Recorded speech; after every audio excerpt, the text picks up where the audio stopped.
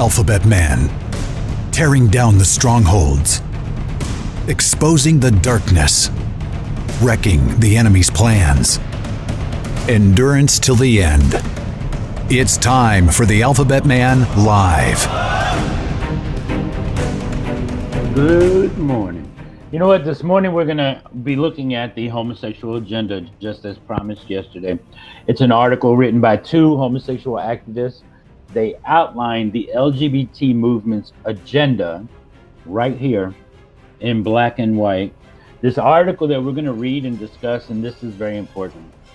It is known as the Homosexual Scriptures. And this article led to a book. These authors wrote a book that is known as the Homosexual Bible called After the Ball. And I want to make this very clear. These are not my words. These are not Chris Kane's thoughts. It isn't Jared or Mike Heath's findings. It's not Pete LaBarbera's memoir. These are the words as penned by the homosexual movement, not our words. This is not our ideology. It's not our concept. We are reading you the words of the homosexual movement. We will be going over this article in just a few minutes. So, you know what? I highly suggest that you share this live feed right now. I suggest that you share this, that you tell somebody right now. Tune in. You've got to see this. This morning, we reveal and expose the darkness piece by piece. So, and Jared, let's make sure that those links are available in the comments chat. And the links that I'm referring to are the links for the article from where I'll be reading it from the Mass Resistance website, and also the link for the agenda at gayhomeland.org. Because I think it's important that we see that I'm not reading my own interpretation of this agenda, because knowledge really is power and ignorance is not bliss. Ignorance is bondage. I'm heading to Iowa this weekend, guys. Spend some time with the Iowa Huddle and the local body there. Tuesday evening, 8 to 9 p.m. Eastern Standard Time, Tuesday evening, I'll be on with Pastor Butch Paul, Call to Decision, calltodecision.com. And Friday, public high school, 4 senior classes back to back. Where my prayer warriors at? You're needed right now. You are needed. April 26th and through the 28th, I do want to mention that we will be having our next 3-day ministry outreach in Atlantic City, New Jersey. We're putting together a team of about 2 or 3 to go out in the streets with us and to go to Atlantic City with us. So I'm asking you to help fund this mission trip. We may not be going to Haiti, but we are going into the battlefield, and we are reaching those that are farthest from God. And that's the goal. The goal is to reach the one that's farthest from him. And may that one receive what he has for him. And we want you to partner with us today. IBA Ministries, alphabetmanlive.com. We want you to be a part of this ministry and all that we're doing to bring the truth into the light and to reveal the truth and to expose the darkness and this darkness that's enveloping our entire world, especially our children. So donate today, get invested in what we're doing right here and right now, and do so prayerfully and according to your means only. Guess what, guys? I'm going to be using the word gay today to refer to homosexual. I know. But know that I'm doing so to make sure that I don't give anyone a chance to say that I added to or took away from this ungodly and political agenda that we're going to cover this morning. We will not be getting through this article in its entirety this morning. I'm almost sure of that. So this may be a series of shows that we do to expose this movement's agenda to the world. Bear with me this morning as I'm still having some problems with my dental. So, but you know what? Let's do this. The Overhauling of Straight America, written by homosexual activist Marshall Kirk and Erastus Pill. Erastus Pill, of course, his real name is Hunter Madsen. Erastus Pill is just his pen name. So, in the very beginning of this article, I'm going to go through this really quickly. And then we're going to bring Chris Kane in here to read point one, and we're going to kind of tag team it. So the first order of business is desensitization of the American public concerning gays and gay rights. To desensitize the public is to help it view homosexuality with indifference instead of with keen emotion. Ideally, we would have straights register differences in sexual preference the way they register different tastes for ice cream or sports games. She likes strawberry, I like vanilla. He follows baseball and I follow football. No big deal, right? And I just want to say real quick, thank you, Marcy, Brian. At least in the beginning, we are seeking public desensitization and nothing more. We're not seeking anything more in the beginning. We do not need and cannot expect a full appreciation or understanding of homosexuality from the average American. You can forget about trying to persuade the masses that homosexuality is a good thing. But if only you can get them to think that it is just another thing with a shrug of the shoulders, then your battle for legal and social rights is virtually won. And to get the shoulder shrug stage, gays as a class must cease to appear mysterious, alien, loathsome, and contrary. A large-scale media campaign will be required in order to change the image of gays in America. And any campaign to accomplish this turnaround should do 6 things. Number 1, talk about gays and gayness as loudly and as often as possible. And of course, use the word gay because it sounds better. It sounds friendly and happy. And I'm going to, like I said, I'm going to humor them this morning because I don't want anyone to think that we're changing the article to suit our own thoughts and feelings. It's just amazing to me, Chris, how they used the word gay, how it was hijacked. And then it went from being happy or joyful, which are emotions, to meaning homosexual, which is a deviant behavior that is based on emotions, thoughts, and feelings, because they rule the roost in this society. Sorry about that. Go ahead. No problem. The principle behind this advice is simple.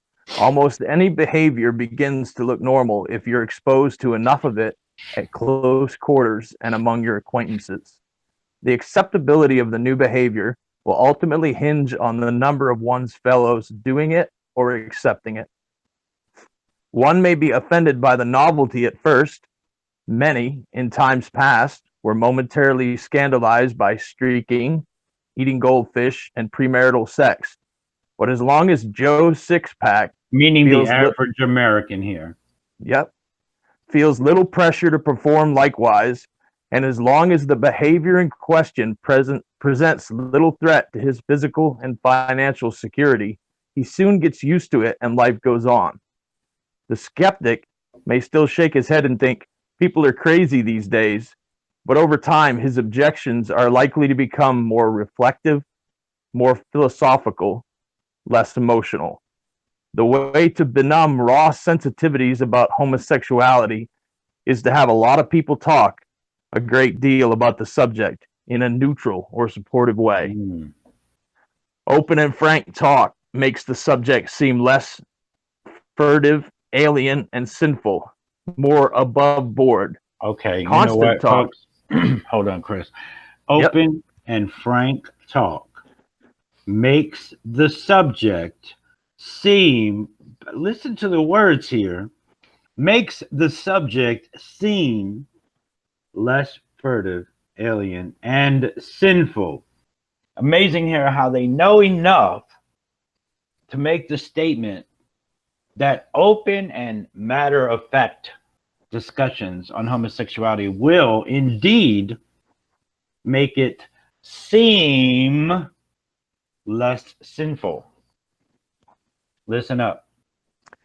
Constant talk. Hold on, Chris. Yeah. When I lived it for over 30 years, I knew it was sin. I knew it was sin. I knew it. I never would have admitted it. I would have and have physically attacked people just so I didn't have to admit that I already knew that I was living sinfully, that I was wrong, that I was in direct opposition to nature. I knew it.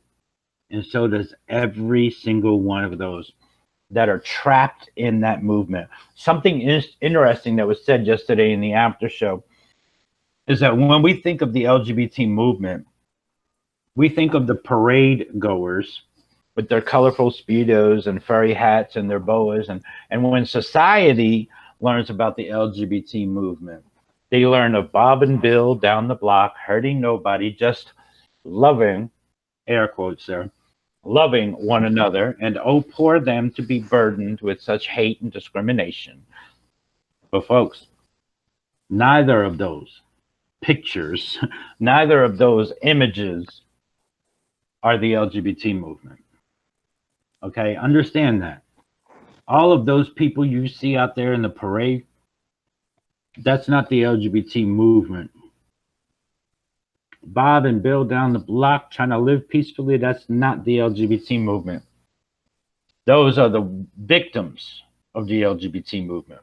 The ones that have been deceived, those are the ones that have been trapped and targeted.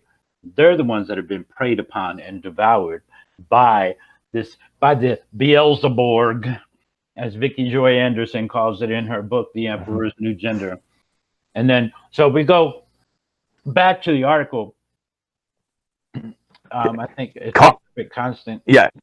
Constant talk builds the impression. Notice they know that they need to have an impression that public opinion is at least divided on the subject, and that a sizable segment accepts or even practice homosexuality.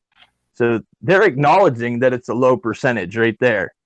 Even rancorous debates between opponents and defenders. Yeah, that's a big misconception. Okay, they like you to believe that it is a very small population, and so why get all worked up about it? It's not. It is not a very small. See, the statistics want you to believe that it's only 4%. So why even get upset over 4%? Well, first of all, 4% of the world's population is a lot of people. However, it's way more than 4%. Okay? A large majority of the men that I dealt with, when I lived in it, they were married, they had girlfriends, they had kids, they had families. They are not the ones that are going to check that box to be a part of that statistic of the LGBT. Okay? It's not about homosexuality. It's about perversion. This agenda lays the foundation for the next movement to rise up that's going to devour your children. See, they're not just targeting and preying on your children like the LGBT movement. This next movement is going to devour your children. Go ahead, Chris. Okay. Even rancorous debates between opponents and defenders serve the purpose of desensitization. So as long as respectable gays are front and center to make their own pitch, the main thing is to talk about gayness until the issue becomes thoroughly tiresome. And when we say talk about homosexuality, we mean just that. In the early stages of any campaign to reach straight America, pay attention to these words. These words, purpose of desensitization, campaign. Pay attention to the words, people. The words tell you that this is a movement. This is a political movement. And it has nothing to do with the deception of our youth, of your children and your grandchildren, that are believing that their desire for intimacy is an attraction, and that means it has to be romantic or sexual, because it has nothing to do with that. It has everything to do with this movement that has, not is laying, but has laid the foundation for the next movement that's rising up. Go ahead, Chris. Yeah, the masses should not be shocked and repelled by premature exposure to homosexual behavior itself. Instead, the imagery of sex should be downplayed, and gay rights should be reduced to an abstract social question as much as possible. First, let the camel get his nose inside the tent, and only later his unseatly derriere. The average American household watches over 7 hours of TV daily. Those hours open up a gateway into the private world. Yeah. Gateway into the private world of straights, through which a Trojan horse might be passed. So far, gay Hollywood has provided our best covert weapon in the battle to desensitize the mainstream. Folks, a gateway, a Trojan horse, best covert weapon in the battle to desensitize. Just a campaign. Purpose of desensitization, campaign, imagery of sex should be downplayed. A gateway, a Trojan horse, best covert weapon in the battle to desensitize. What's going on here? Oh, Lord. This agenda has been accomplished, but I want to get through it. Go ahead, Chris. Yeah. Bit by bit, over the past 10 years, gay characters and gay themes have been introduced into TV programs and films, though often this has been done to achieve comedic and ridiculous effects. On the whole, the impact has been encouraging. While public opinion is one primary source of mainstream values, religious authority is the other. When conservative churches condemn gays, there are only two things we can do to confound the homophobia of true believers. First, there's a lot said right there. They point out mainstream values, religious authority is the other. Okay, not Christians, but religious authority. And they want to bring people's minds to the Pharisees, the Sadducees, and then conservative churches condemn. See, just those three words in the article, this is, it's more than just writing down your agenda. This is by words. Words mean something. And so when they're placed in front of you and you read them and you see them, conservative churches condemn. That sticks into your head. So now, conservative churches condemn. Oh, but that's condemnation. Conservative churches condemn gays, the happy people.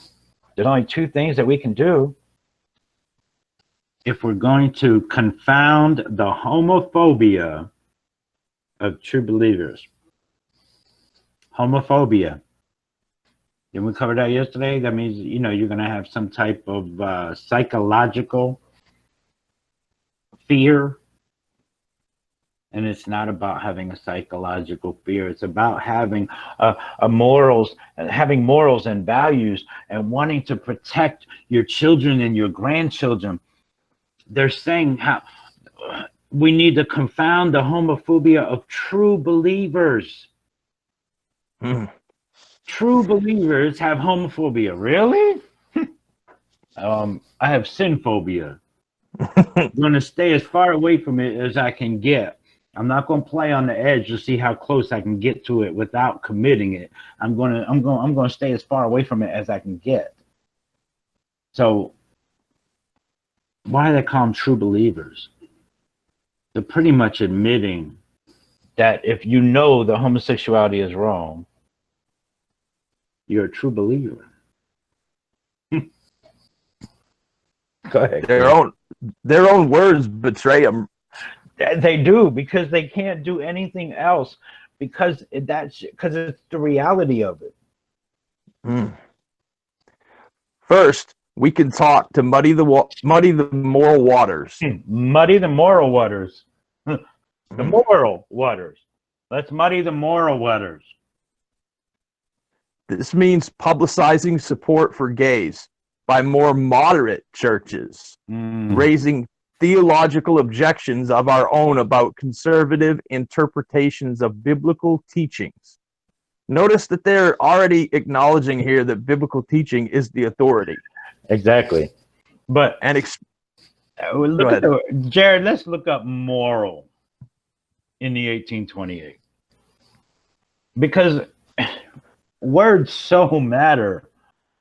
And they so matter right here. Relating to the practice, manners, or conduct of men as social beings in relation to each other, and with reference to right and wrong.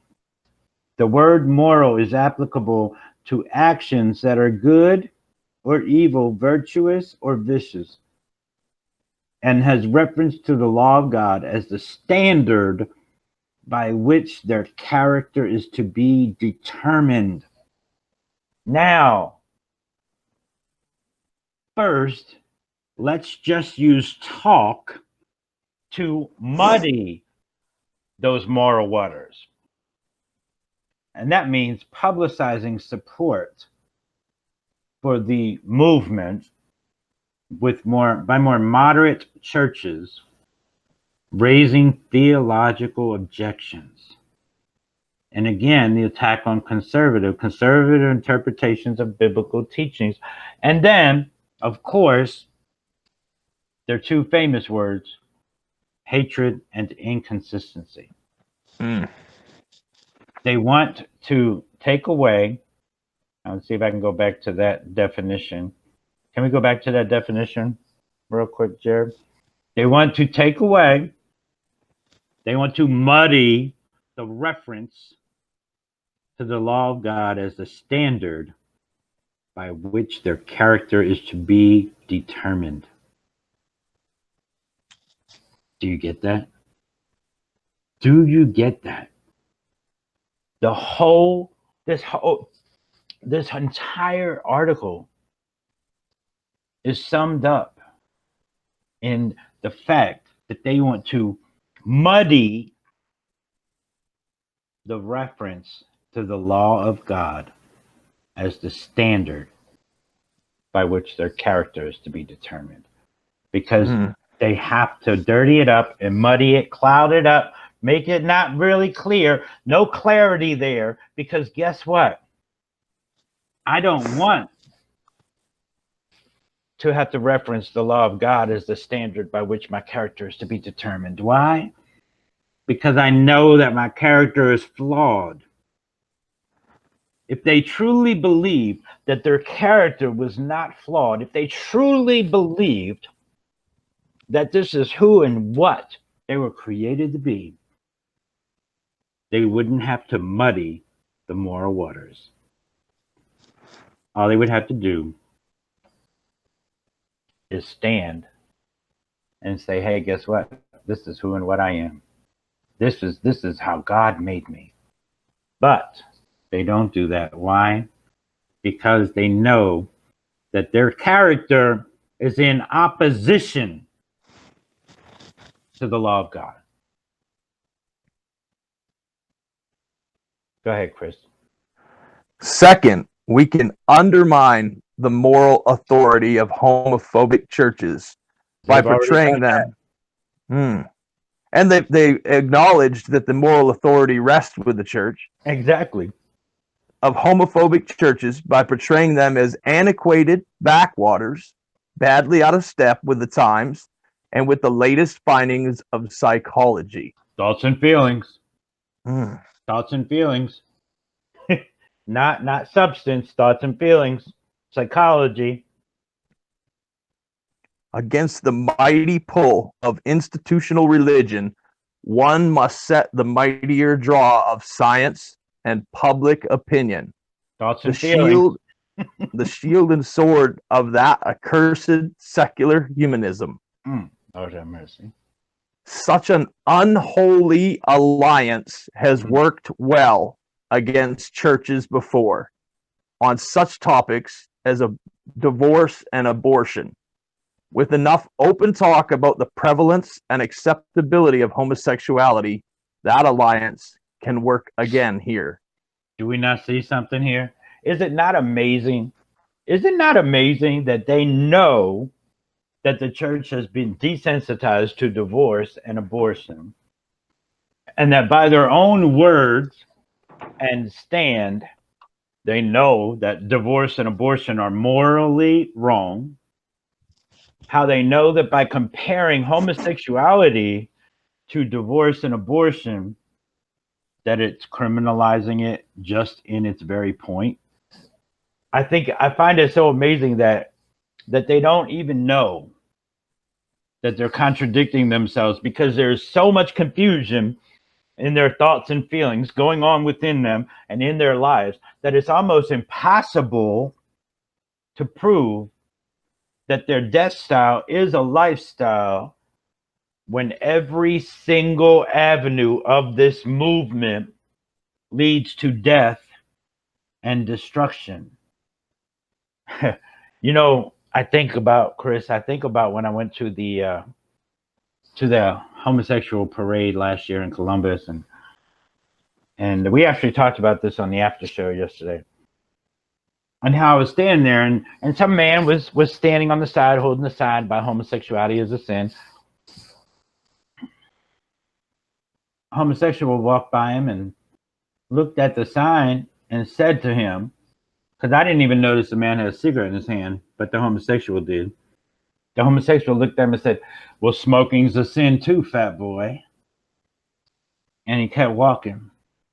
And I was thinking about that, and I was like, wow.